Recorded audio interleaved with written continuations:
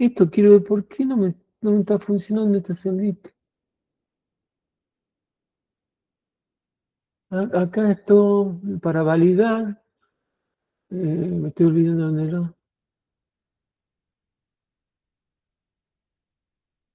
Para asignarle a esta celda una selección de datos de las referencias que tenemos acá, de estos circuitos que están acá, lo que se hace es parte en esa celda, ir a validación de datos, elegir desde una lista, acá buscar la lista esa, la lista la voy a tomar acá, desde acá hasta acá, y darle a aceptar. ¿Qué pasó? Digamos ahora, ahí sale. No sé por qué se perdió esa lista. Y esto le voy a copiar el formato a estas celdas.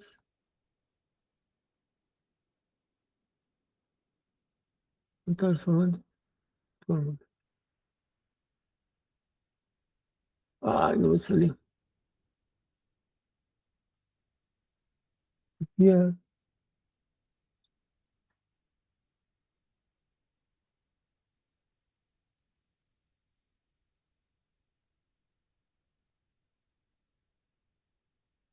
están todos acu.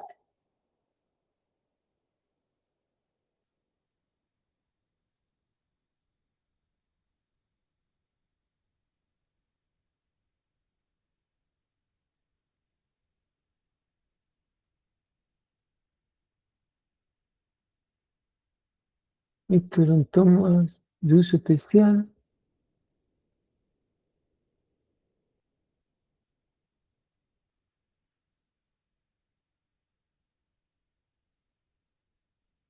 Uy. Después lo voy a corregir porque no sé por qué se perdieron todas. ¿Ven? Esta también se perdió. No sé qué pasó.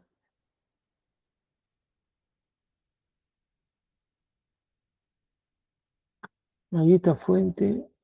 Ahí está Raptor, no sé.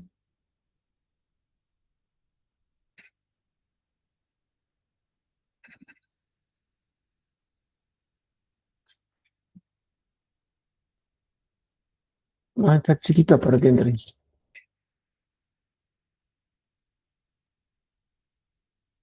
Porque a veces me tomó el color de la línea. Ah, sí me tomó. Bueno, cuando tenga problema que no aparezcan los cambios, peguen de nuevo la tablet y borren la anterior, porque la anterior tablet, esta que está acá, no me tomó el color, ¿no? El color de esta línea, que sí me tomó en la copia nueva. Por supuesto que tengo que volver a escalar para que me dé el tamaño de la letra. Ahí está. Esta es una planillita que tengo que acompañar al proyecto. Miguel, disculpa una consulta. Sí, Vos estás trabajando acá en Espacio Modelo. sí. Vos cuando pegás esta tabla, digamos, en el espacio papel, digamos, ahí no le tenés que dar la escala realmente de No, la donde vos letra. quieras. Vos lo podés pegar acá, me podés. Lo Ah, que bien. sí me pasa, y nos pasó muchas veces con Marcelo, es que si trabajamos en el espacio presentación, ¿cómo se llama? Tiene un nombre en inglés. Eh, el Layer en inglés, presentación. Este, y surge ese problema que cuando queremos pasarlo al PDF, el archivo es muy pesado y cuesta pasarlo. Cuando hay muchas ventanas en el Layer, en la presentación, como serían muchas ventanas eh, pegadas en una hoja para presentar, cuando queremos pasar al PDF se vuelve un archivo muy pesado y a veces no pasa completo, o hay partes que se ponen en negra o se ponen en blanco. Por eso es conveniente, cada uno busque, muchas veces depende de la máquina que tenga cada uno. Si una máquina muy polenta, no importa dónde pongas, te va a salir bien. Nosotros nos pasó que tenemos máquinas muy buenas y otras medio viejitas, y en la buena podemos hacer cualquier cosa, en cambio en las viejitas tenemos que respetar ciertas condiciones para que no se ponga pesado el archivo. Pero escalar da lo mismo escalar acá que de escalar en el otro. Depende. Si yo hago en espacio modelo lo que es esquema unifilar, todo en esquema en milímetros, si le pongo el texto 1,5, cuando paso al espacio de presentación lo hago en escala 1:1, entonces no tengo que trabajar mucho, no tengo que estar escalando nada. Y como los esquemas unifilares no tienen medidas, salvo que sean con los topográficos de los tableros, que ahí sí tiene medida, no hace falta respetar ninguna escala. Con que haga 1:1 acá y pasa 1:1, me queda perfecto en la presentación, digamos. No sé si estás de acuerdo vos con eso, Ramón. Sí, Miguel. Tata. Gracias. Queda a criterio entonces cada uno qué le conviene hacer más. A mí antes me convenía más pegar la tabla por sectores, pero ahora estoy buscándole la vuelta a esta y me gusta mucho más que la otra porque yo trabajando en el Excel ya no tengo que volver a pegar directamente, tengo que hacer esta actualización de la planilla para que se actualice con la información nueva que cambio en el Excel. Eso es muy bueno y agiliza el trabajo de control del proyecto final. Eso es importante tener en cuenta, que el proyecto final tiene que salir en lo posible sin errores. Entonces, cuando es más fácil y está más asociado una planilla con la presentación en CAD, tengo menos posibilidad de trasladar errores al CAD y al trabajo final. Por eso es que en el esquema unifilado yo les recomendaba de que no ponga ninguna identificación de este cable, que es el cable de salida, ni el cable del cable de protección, porque ya directamente está incorporado en la planilla que va debajo del esquema unifilar. Bueno, acá por supuesto lo que tengo que hacer es hacer una barrita más corta, hacerla más corta para que no me moleste acá arriba de la planilla de resumen, igual que esta, hacerlo un poquito más corto que me llegue al borde de la línea. Esto si quieren representar, lo pueden representar o no, no es obligación representar la salida, simplemente especificarla en esta planilla qué tipo de canalización van a ocupar. Si es cañería circular, lo pueden hacer de esta forma, y si es bandeja portacable, directamente pueden dibujar un rectángulo. Un rectángulo en la base del tablero e indicar acá al costado que esa canalización, por ejemplo, es una bandeja portacable, que va a estar indicada en esta posición como bandeja portacable con el ancho que corresponde. Quizá acá va a estar redundando la información porque todas las columnas van a tener lo mismo. Pero bueno, es una forma, digamos, de identificar circuito por circuito. De último, lo que puedo hacer en el Excel, borrar y dejar una sola línea asociada de extremo a extremo que tenga una sola identificación para no repetir tanto. Eso ya depende de cómo ustedes quieran presentar el trabajo final. Esto se me coló para allá. Cuando estiré el tablero para incorporar un circuito, pasó esto. Esto lo puedo copiar.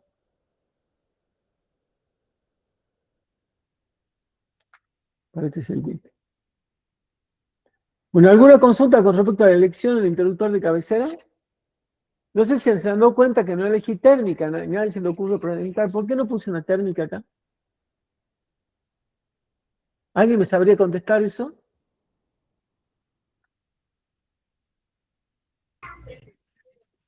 Porque tendría que coordinar esa técnica con la otra que pusiste en el otro tablero.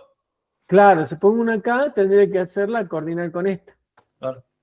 Cuando veamos después comparación de curva y software para elegir la curva correcta de las térmicas y guardar la selectividad, que es otro punto que exige el reglamento, que en el proyecto debe vigilarse la selectividad de las protecciones, van a ver que para que una térmica puesta en el mismo cable, porque en definitiva este cable, ¿no es cierto?, va a ingresar y va a terminar en esta térmica, o sea, es dos térmicas colocadas en el mismo cable. Para que tenga selectividad, habitualmente el calibre de la que está abajo tiene que ser 2 niveles de calibre menor que el anterior y una curva de disparo distinta. La de arriba debe ser una curva de disparo D o C y la de abajo una C o una B. Y eso que hace encarecer el proyecto y quizás bajarle mucho la capacidad de conducción del cable, aunque hay que tener acá hay que tener un pequeño detalle, una consideración especial con respecto a cómo se comporta la térmica ante una sobrecarga y cómo el cable debe ser protegido ante una sobrecarga. Es importante tener en cuenta. Supongamos que si este cable de 4 milímetros, y le hago una pregunta, si yo acá pusiera una térmica, ¿sí?, Hagamos cuenta que usé una térmica para poner la cabecera acá, ¿sí? Y que esta térmica fuera un calibre, como dije recién, 2 calibres menores que la térmica que se encuentra arriba. Pero con una precaución de que me proteja la corriente admisible del cable 4. Este cable 4 en cañón tiene una corriente admisible de 25 amperes. Entonces acá pongo una térmica de 4 por 25 amperes. Mientras que en la salida pongo una térmica 2 calibres superior a este para garantizar la selectividad que hay entre este dispositivo y el que se encuentra acá. Y acá dejo 40. Acá dejo cable de 4 milímetros, térmica de 40, y acá térmica de 25 y cable de 40. ¿Qué le parece a ustedes? Miguel, ahí no estamos protegiendo el circuito seccional con las térmicas del tablero aguas arriba. ¿Cuál cable? Tenés una térmica de 40 y cable de 4 milímetros. Bueno, y ahora te digo una cosa. Si la corriente supera los 4 milímetros, ¿quién va a disparar?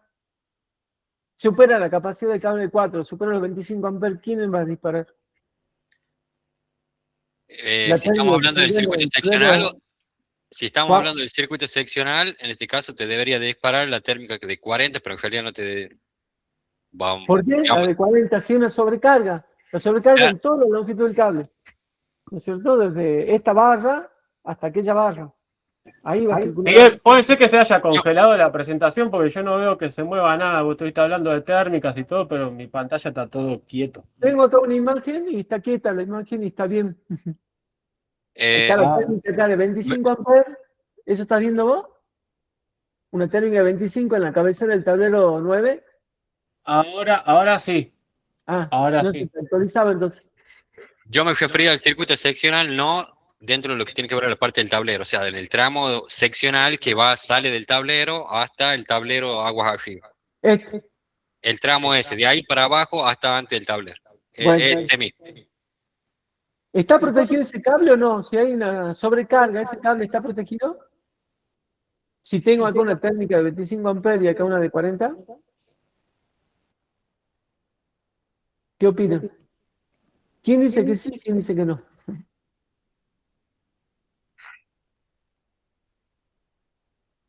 Nadie dice nada. No entiendo lo que están marcando. ¿Cómo, perdón? Que no entiendo lo que están marcando, porque ahí... Acá este es un circuito seccional que sale de este tablero, ¿no es cierto? El tablero está agua arriba de el TC8 está agua arriba del T9. Entonces suministra energía o alimentación al tablero 8. Bueno, esto lo vamos a pasar por acá, en medio de los tableros. Entonces este cable que es de 4 milímetros, yo lo voy a poner en la salida de este tablero uno de 40 amperes. Y la entrada de este tablero una térmica de 4 por 25. Y lo que pregunto es si ese cable está protegido. Si hay ante una sobrecarga. ¿Qué opinas? Y la de 25 debería actuar ahí. Es curva B, sí. Entonces, pero bueno, la curva B es la curva de disparo por magnético, no por térmico. Sobrecalentamiento, sí. O sea, por sobrecarga, si supera los 25 amperes, que es la máxima corriente admisible de este cable, esta térmica es la que va a disparar. Sí. Claro. Y me va a proteger todo el cable. Desde esta barra hasta esta barra. Claro. ¿No es cierto? Claro, mi consulta era en el circuito seccional, antes de llegar a la térmica de 25, a eso es lo que me referí. Claro. Porque tenemos una térmica de 40. Eso nosotros vemos y decimos, uy, esta térmica es muy grande para este cable. ¿Pero dónde va ese cable? Va a un tablero que tiene una térmica de 25 amperes. Entonces la que limita la corriente es la térmica que se encuentra al final del cable. Y la térmica que se encuentra agua arriba, la función que tiene es proteger este tramo ante un cortocircuito hasta esta posición. O sea, me protege este cable ante un cortocircuito que puede ocurrir de los extremos inferiores hasta esta térmica. Con esto quiero decir que a un cable se lo protege ante la sobrecarga con una protección en el extremo del cable donde termina o en el extremo del cable donde comienza. ¿Sí? Estamos acostumbrados, es cierto, de que la térmica que se encuentra agua arriba me protege el cortocircuito y la sobrecarga. Pero en realidad, si ustedes analizan las instalaciones y dicen, ¿cómo esto puede existir? Es porque sucede esto. Han colocado una térmica de 40 amperes en el tablero principal y resulta que en el tablero seccional le han puesto una térmica de 25 amperes. El cable está protegido ante un cortocircuito. Después veremos que la energía que me deja pasar una térmica de 40 amperes me protege hasta un cable de 1,5 milímetros. Por lo tanto, el cable de 4 hasta un cortocircuito está protegido correctamente con la térmica de 40. Por supuesto que va a depender de la corriente de cortocircuito que ocurra en esa posición. Si ese cable de 4 provoca una corriente de cortocircuito en extremo que es mayor que 10 veces la corriente nominal de esa térmica, que sería el I2 de esa térmica, que es el rango máximo de disparo magnético, sería de 400 amperes. Este cable va a estar protegido correctamente. Hay un eco porque alguien está con el micrófono activado y el parlante que... O sea, a un cable se lo protege entonces entre la sobrecarga por limitar la corriente en algún punto del cable, en cualquier parte. Y entre un cortocircuito, porque la térmica que se encuentra agua arriba interrumpe un cortocircuito tomando en cuenta la corriente de cortocircuito mínimo como efectivamente un cortocircuito. Para eso, el cortocircuito que hay en este punto, si lo calculamos, debería ser mayor que 10 veces el valor de esta térmica. Recuerden las curvas de disparo de las térmicas, eso lo voy a dibujar para que esto lo vamos a ver con más profundidad más adelante, porque vayamos tomando el concepto cuando me refiero al rango de disparo I1 y I2 de la térmica.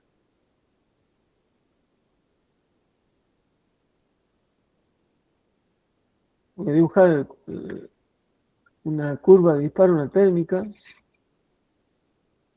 Y ahí en ese caso se puede poner la térmica con el mismo, digamos, con la misma intensidad, pero con diferentes curvas también. No hay selectividad. Si uno compara después con los software de los fabricantes, no hay selectividad con distintas curvas de un mismo calibre. Tengo que irme 2 calibres, inclusive a veces hasta cambiar la curva para que haya selectividad. Depende del amperaje que estemos viendo. Esto es más o menos la curva de disparo de una térmica.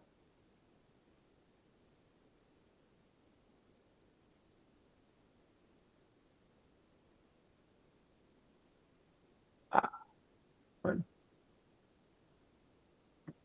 Este es el valor de la corriente nominal del disparo térmico, ¿no? Y tiene una curva mínima y tiene otra curva que es de valores máximos. Vale.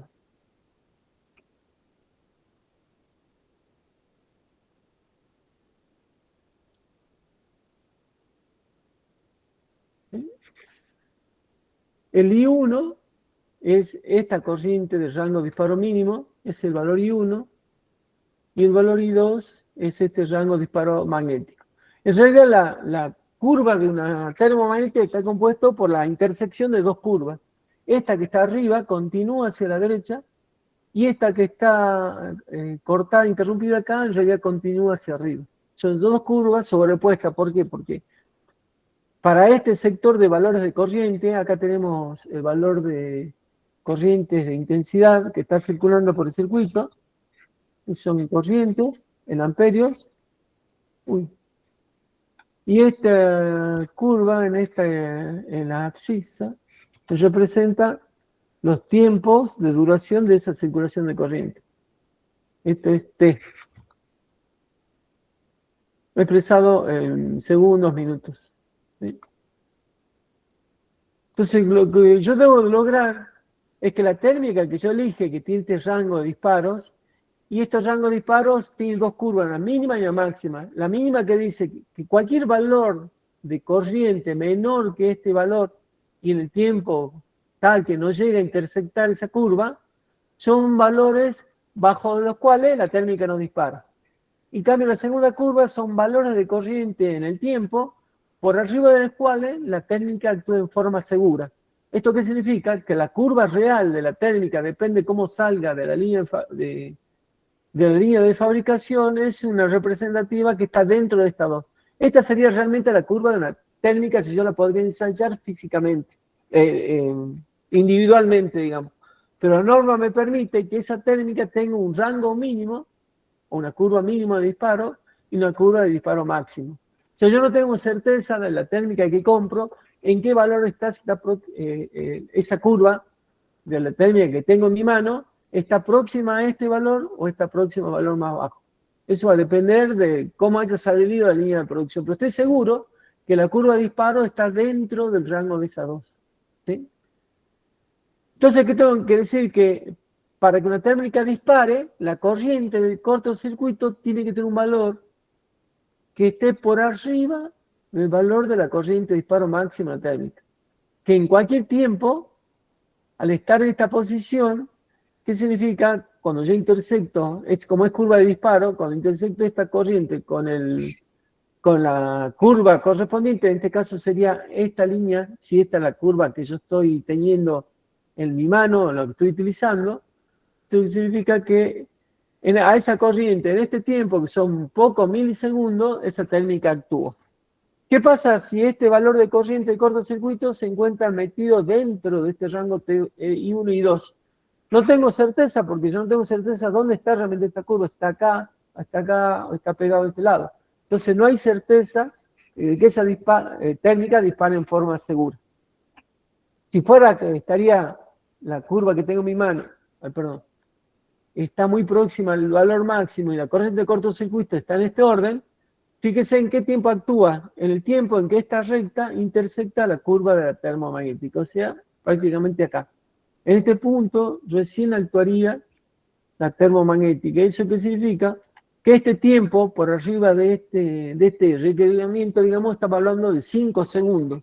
5 segundos en la corriente que está en el límite de la corriente admisible del cable va a provocar un calentamiento y posiblemente un principio de incendio o una degradación del aislante del PVC.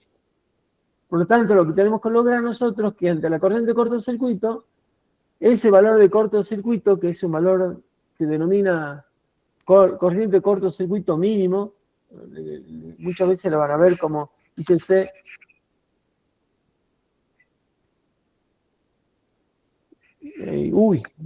mínimo, tenga un valor que sea mayor al valor I2 de la corriente asignada a la térmica. Ya hemos visto en la apariencia de carga cuál era I1 y cuál era I2, ¿no es cierto? I1 es... Este es I1 y este es el valor de I2. Los rangos de disparo andaban entre 5 y 10 veces para la térmica curva C. Entonces este valor es 5 veces la corriente nominal y este valor, límite máximo, es 10 veces la corriente nominal. Nosotros lo analizamos entonces con I2, de tal forma que el rango máximo de disparo de la térmica se encuentre por debajo de la corriente del cortocircuito para que actúe en forma segura. Esto sí, si estamos en presencia de esa térmica, cuando yo llegue a esta posición, es seguro que disparó. Y este tiempo de disparo son pocos milisegundos, perdón. Ay.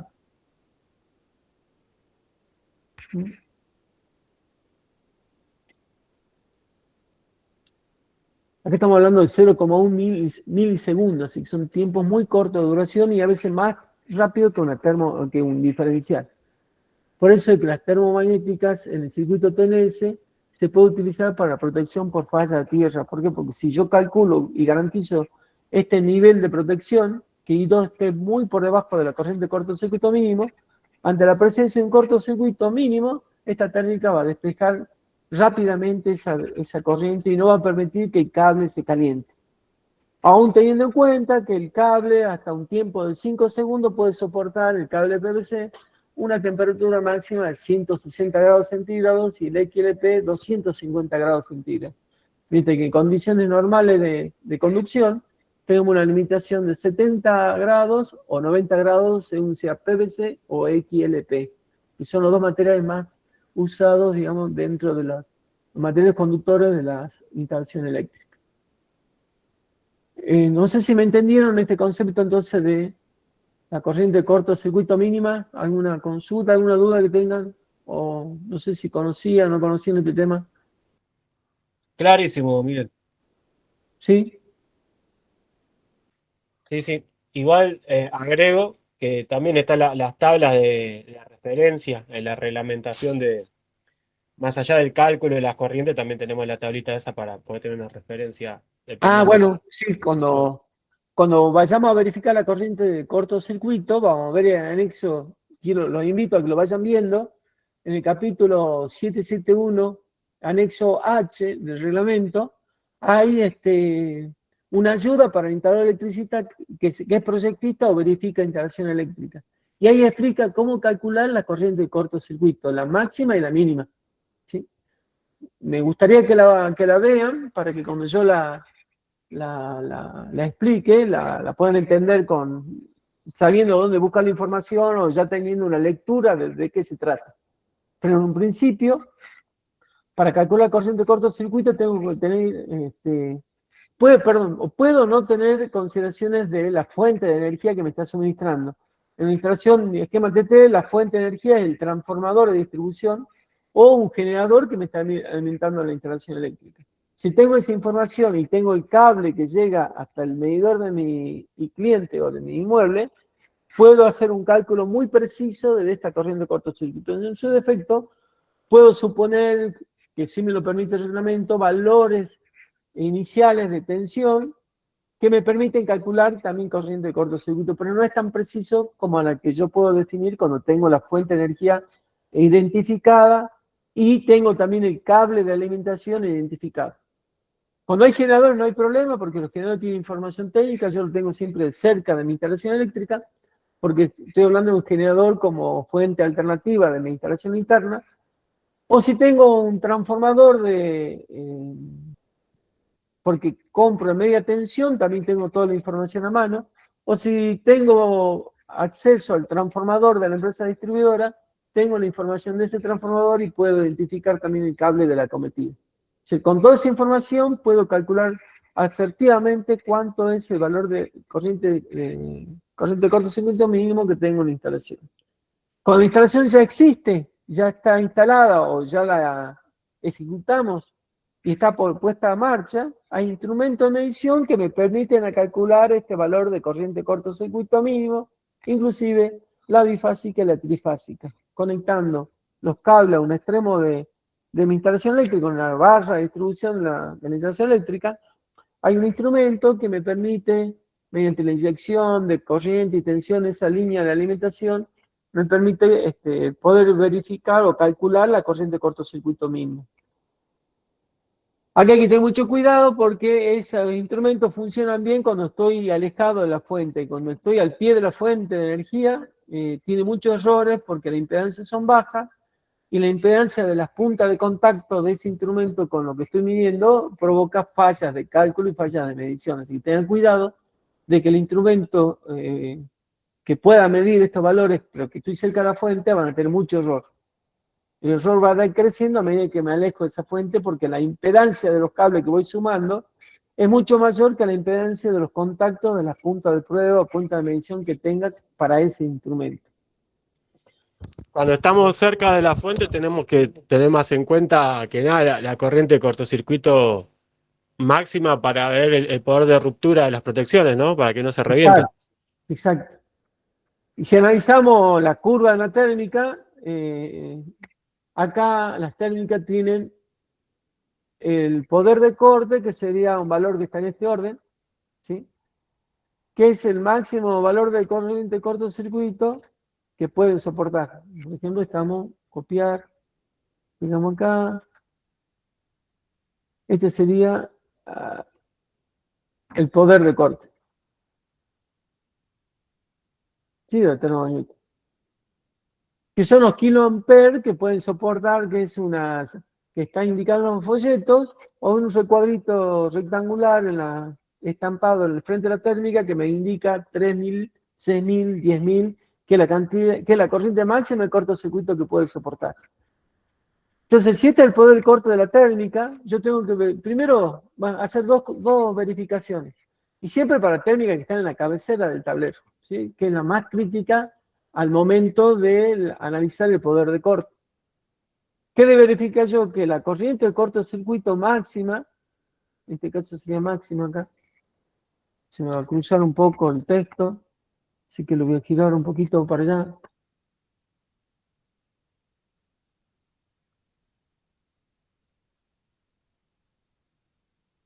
Si este valor es la máxima presente en ese circuito, debe ser menor que el poder del corte de la técnica, porque si lo supera, esta técnica va a durar el primer corto que tenga agua abajo. Entonces lo que tengo que verificar o calcular, como decía Mariano hace rato, es recién que en los interruptores de cabecera de instalación eléctrica, están en el tablero principal, el tablero seccional general, tengo que verificar la corriente de cortocircuito máxima que puede ocurrir en los extremos, en los bordes inferiores de ese interruptor. Miguel, una consulta, o sea, básica. Cuando vos tenés la corriente de cortocircuito máxima, es por ejemplo, tenés un motor, digamos, en la punta y te larga o tenés una carga importante, digamos, ¿no? En el circuito y te genera, digamos, un corto importante. No, se juntaron los cables. La máxima ocurre cuando hay un corte trifásico en la barra de distribución del tablero principal de tu instalación eléctrica. Ahí va a ocurrir la corriente de cortocircuito máxima en tu instalación eléctrica, porque es el punto más cercano a la fuente. Ah, en la barra. En la barra. ¿Ya? Mira, veamos acá tenemos el tablero principal. Creo que el seccional general. Este es el tablero principal, ¿sí? La fuente de energía va a estar acá arriba. Esta es la línea de distribuidora, va a estar acá. Puede ser que sea un transformador que esté por acá. ¿Sí? Suponete que está al pie del edificio, porque el edificio... en realidad el trafo en esta instalación de este edificio estaba a 50 metros, porque en la esquina de Córdoba y Zavala. Hay un transformador que era de la empresa de telecomunicaciones que está en la esquina, y de ese transformador iba a alimentar este edificio. Esto tiene 50 metros. Y el trafo creo que son de 400 kVA. Entonces, ¿cuál es el lugar que yo tengo que para analizar? Esto de la empresa distribuidora, el transformador de medición, todo esto es de la empresa distribuidora. A mí me importa qué pasa en este tramo de la instalación eléctrica. O sea, qué pasa si en este punto se produce un cortocircuito. Si produce en este punto un cortocircuito en los bordes inferiores de este interruptor compacto, es el máximo corriente de cortocircuito que puede ocurrir en mi instalación eléctrica porque es el punto más cercano a la fuente. Entonces acá tengo que analizar qué corriente de cortocircuito. Según ese valor, yo voy a elegir este interruptor automático con el poder de corte, en este caso, vienen de 55/36. La ICU es la máxima corriente de cortocircuito que puede soportar y la ICS es la máxima corriente de servicio, el cortocircuito de servicio que puede soportar. Significa que con 36 kA esa térmica se puede usar varias veces ante un cortocircuito de esa naturaleza. En cambio, cuando supera los ICU, se puede romper esa térmica y durar solamente un solo cortocircuito. Por lo general se eligen estos compactos para que la ICS sea mayor que la corriente de cortocircuito máxima que puede ocurrir. O sea, ¿qué significa? Si trasladamos este gráfico a esta curva, que son similares, no son idénticas a esta, ¿sí? Acá yo voy a tener 36 kA, la corriente de cortocircuito debe ser menos de 36. Un trafo de 400 kVA a 50 metros tiene un cortocircuito de 11 a 12 kA. Entonces, fíjense, esto supongamos que sería 11 y esto es 36. Entonces, la corriente de cortocircuito máxima está por debajo del poder del corte del interruptor. A medida que yo voy ingresando a la instalación eléctrica, acá yo tengo un cable. Este cable tiene más o menos 37 metros hasta llegar a este tablero. O sea, de acá, de este tablero principal, viene un cable subterráneo que ingresa a este tablero. Este cable lo que hace a este circuito de alimentación le aumenta impedancia. ¿Qué significa? Que cuando aumenta impedancia, la corriente de cortocircuito empieza a decrecer en el extremo de ese cable. O sea, en el extremo de este cable, esa corriente que allá era 11 kA, acá puede ser de 8 kA, o quizás 7 kA. Eso se calcula conociendo qué tipo de cable, calculando la impedancia del cable y aplicando una formulita se calcula cuál es la corriente de cortocircuito que tengo acá. Que acá me dice 8 kA, yo tengo que verificar que todas las termomagnéticas que se ubican acá tengan un poder de corte de 8 kA. Bueno, acá puse 6. Yo creo que me daba 5,5, creo que me daba 4 kA en realidad. Entonces, todas las térmicas que están acá, porque están cerca de la barra, este trámite de cable es muy corto, tengo poca impedancia, por lo tanto quizás los 8 kA que tengo acá se lleven a 7 kA. O sea, lo ideal es que esta térmica fuera, en ese caso, de 10 kA. Esto está hecho para una alimentación donde era menos de 6 kA, por eso está 6 kA. Y 6 kA está porque estamos cerca de un transformador de buena potencia. Entonces, es factible que ese valor no esté próximo, pero esté en un valor aceptable para 6 kA. Cuando me voy alejando, fíjese, de este tablero, yo voy a alimentar, no me acuerdo, pero va al aire acondicionado, ¿sí? El tablero de aire acondicionado creo que era el 12. Entonces de acá va a salir un cable que va a ir al tablero 12, si no me equivoco, que está acá, ¿sí? Y esto tenía más o menos 32 metros, si no me equivoco. Entonces fíjese, la fuente de energía está acá. A medida que yo me voy alejando, la impedancia del cable va aumentando. Esto va a pasar por este tablero y tengo otro cable hasta llegar a esta posición. Si allá tenía 8 kA, posiblemente en este extremo tenga 4 kA. Porque es un cable bastante largo, tendría que ver la impedancia que tiene ese cable y esa corriente de cortocircuito máxima va a empezar a bajar. Entonces acá posiblemente esta térmica sería suficiente con poner 4,5 kA. Eso se calcula. Nosotros vamos a calcular de todas formas en la planicie de carga. Pero de esa forma, el poder de corte puede ir decreciendo desde la cabecera hasta el circuito más alejado. Pero así como yo le decía que la corriente de cortocircuito va disminuyendo, también va disminuyendo la corriente de cortocircuito mínima. O sea, la mínima en el tablero principal posiblemente esté por acá, ¿sí? Pero en el tablero más alejado posiblemente esté por acá, ¿sí? Esté más próximo a una curva de disparo. O sea, yo voy a analizar circuito por circuito y analizar esta corriente de cortocircuito que a medida que yo me aleje de esta fuente va a ir disminuyendo. Va a ir disminuyendo y fíjese, en este circuito que está acá, que es el de aire acondicionado, no sé si se acuerdan que este circuito de los evaporadores era un tablero que estaba alimentado en la azotea, pero ese cable bajaba y alimentaba todos los evaporadores que estaban en los distintos pisos. Y en particular, creo que el primero, el segundo circuito alimentaba el evaporador que estaba en la planta baja. Así que este cable posiblemente tenga 40 metros de distancia hasta el aire acondicionado más bajo, ¿sí? Ese sería el circuito. Si acá tenemos el evaporador más alejado de esta instalación, fíjese que para analizar la corriente de cortocircuito a este punto, tengo que analizar la impedancia que intervienen hasta la fuente de energía. Y esa impedancia es la de este cable, la de este cable, la de este cable, el cable de cometida, por supuesto, inclusive, sí, bueno, todos estos tramos de cables que están acá, inclusive el de la distribuidora, ¿sí? O sea, para analizar la corriente de cortocircuito en este punto, tengo que incluir en ese cálculo toda la impedancia que interviene en ese circuito.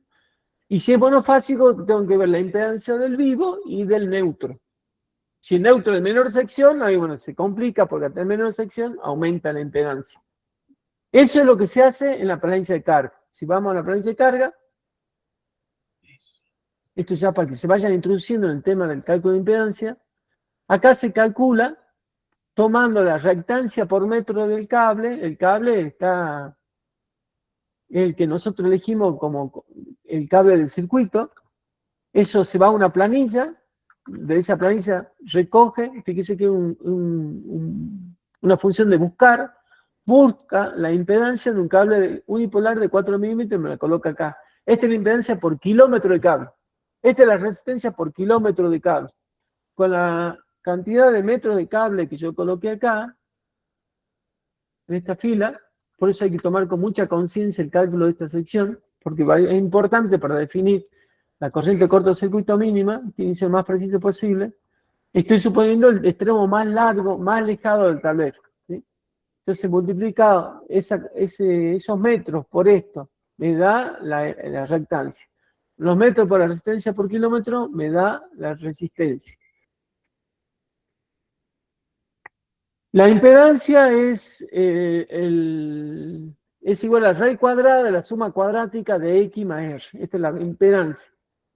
Con la impedancia ya de ese circuito, ¿sí? Pero fíjese que este valor que está acá, si se fija en la fórmula, son todos los valores que intervienen para determinar ese valor. Para determinar ese valor, que es la impedancia total del circuito que estamos analizando, es la impedancia del circuito. Si bajamos, me suma la impedancia de la línea de alimentación, ¿sí? Me está faltando una impedancia que aquí de la línea del tablero. ¿Por qué no me está seleccionando eso? Acá está. Esta es la línea del circuito que me está alimentando ese tablero eléctrico, ¿sí? Más la impedancia de la línea de alimentación y más un complemento que después lo voy a enseñar a calcular, que está por acá abajo, una tablita, que es la impedancia de la línea distribuidora más la impedancia interna del transformador. O sea, en esa celda estoy sumando, lo que yo les mostré en AutoCAD, la impedancia de este cablecito de acá hasta acá, luego de la línea seccional desde acá hasta acá, luego de la otra línea seccional de acá hasta acá, y de la línea de la distribuidora más la impedancia interna del transformador. Con todos esos valores, yo determino, con esta ecuación que está acá a la derecha, hay algo que está mal, después lo voy a corregir antes de pasárselo, porque no son estos los que tienen seleccionado, son los de acá abajo. No importa, ya lo voy a corregir. Algo cuando me insertó una hoja, algo se ha movido mal ahí. ¿Dónde estaba? La fórmula esta. Que tomé. Está bien, me estoy sumando eso, me acuerdo.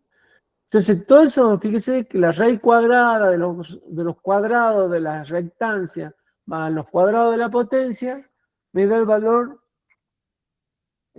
acá, este de acá, me da el valor de la impedancia total. La ecuación del cálculo de corriente de cortocircuito mínima es esta, es 0,9 por 380 dividido 1,63 debido a la impedancia. Y así me da el valor de la corriente de cortocircuito mínimo monofásico. Esto lo comparo con la protección, acá por supuesto algo está mal, no sé qué está mal, pero me está dando valor muy negativo, porque no sé por qué. Ahí Miguel, me estabas diciendo que era monofásica y la fórmula dice 380, no sé, capaz que eso. ¿En este? No, Ahí fíjate la fórmula de... ¿Acá? No sé, vos dijiste que era monofásica, No, pero... esta es la fórmula. Claro, esa es trifásica. 380 dividido 1,73, 220. De ahí tomamos monofásico. Bien. ¿Entendés? Dividido, bien, lo tomaste. ¿Sí? Este es un factor que le indica la norma qué significa, y dividido la impedancia. ¿Sí? Bien. Tensión dividido la impedancia por el factor 0,9 me da el valor de la corriente de cortocircuito.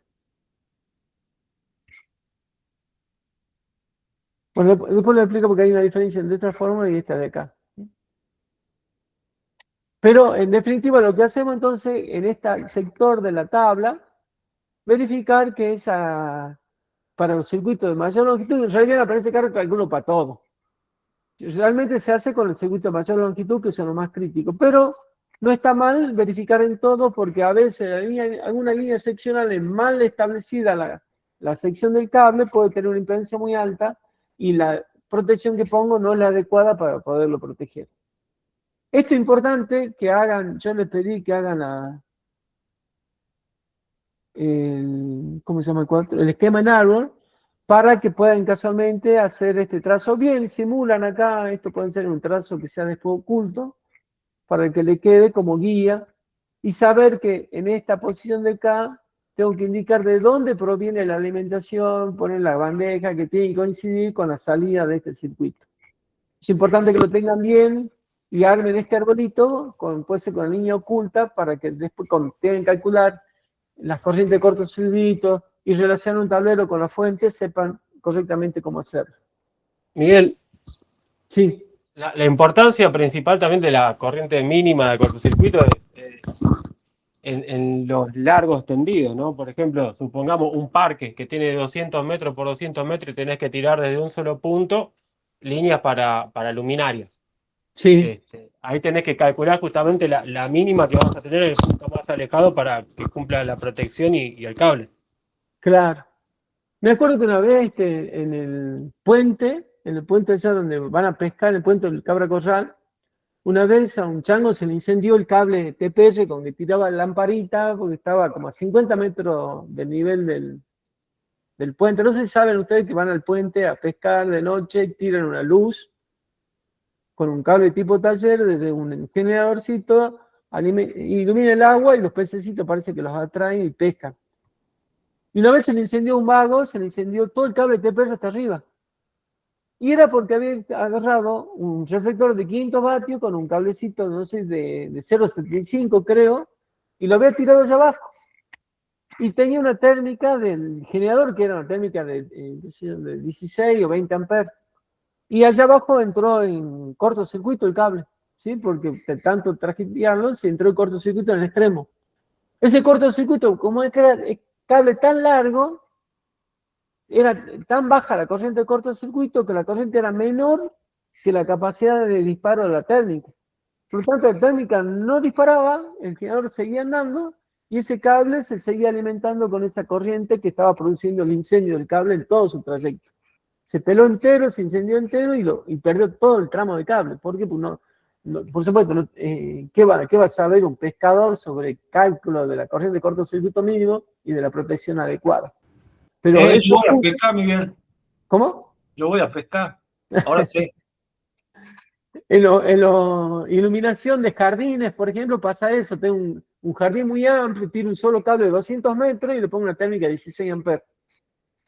Quizá la corriente de cortocircuito en el extremo sea de, qué sé yo, de 20 amperes o 30 amperes. ¿Sí? Y mi térmica con una térmica de 16 ante un cortocircuito de 20 amperes va a demorar varios minutos para disparar, no va a ser instantáneo, porque tiene un tiempo de espera para que esa corriente dispare efectivamente dentro de 2 horas de accionamiento de esa sobrecarga. Y en ese tiempo, pues ese cable se puede recalentar y perder aireación. Así que es importante, y el reglamento lo indica, que hay que calcular, verificar los disparos de las termomagnéticas entre la corriente de cortocircuito. ¿Entendieron el concepto? Porque después lo vamos a profundizar el cálculo, así que no se preocupen. Sí, está bueno, Miguel, está bueno que lo expliquemos en la tablita tuya, porque sí, a mí por ahí yo me mareo, digamos, la verdad, con estas cosas. Esta parte, digamos, la que más me interesa, digamos. Bueno. Me vuelve loco. Bueno. Dale. Así que, bueno, le quiero decir que este análisis de las corrientes de cortocircuito mínima, dentro de un tablero eléctrico también hay que considerarlo, porque en los cablecitos que alimentamos desde la barra a la térmica, ese pedacito de cable, en este caso, supongamos, como acá yo tengo un interruptor seccionador, cualquier cable que vaya arriba de una térmica, cualquier cable que esté acá arriba, no va a ser despejado una falla de ese cable por este interruptor, sino que va a ser despejado por el interruptor que se encuentra en la cabecera, en este tablero, ya que estamos hablando de 250 amperes. O sea, un cortocircuito en este tramo de cable debe ser despejado por el interruptor que se encuentra agua arriba, que es un compacto de 250 amperes. Entonces tenemos que verificar este cable para ese tipo de termomagnética. Eso vamos a aprender aplicando el anexo 7H y identificando las curvas de energía pasante que tienen los interruptores automáticos. También se ve el tema de la energía que pasa cuando ocurre un cortocircuito que transcurre por dentro del interruptor, actúa, pero como tiene un tiempo de apertura del contacto, que no es instantáneo, sino tiene milisegundos de duración, esos milisegundos, ese arco que se produce en el interior de la térmica, significa que hay energía que sigue pasando hacia el cable. Ese cable entonces tiene que recibir resistir esa energía que deja pasar el interruptor hasta que termina de romper ese arco eléctrico dentro del interruptor automático. Así que bueno, lo invito a que mañana le paso los dos archivos de video y este que hemos visto. Y la se carga y bueno, trata de leer el anexo H de la EA 9364, parte 771, anexo H. Y yo ya se los compartí, así que no puede decir que no tienen la información para leerlo. Miguel, mañana sigue lo de mitos y verdades sobre protecciones. Ok. Sí. Sí, yo les voy. El grupo de capacitación está en link, así que si pueden ingresar por ahí directamente el mismo. El mismo con que ingresaron la primera vez. ¿Sí? Meta, Miguel. Meta. Buenas noches. Nos vemos el Meta. próximo miércoles y traten de leer algo del reglamento, por favor. Abrazo grande, buena noche para todos. Chao, hasta luego.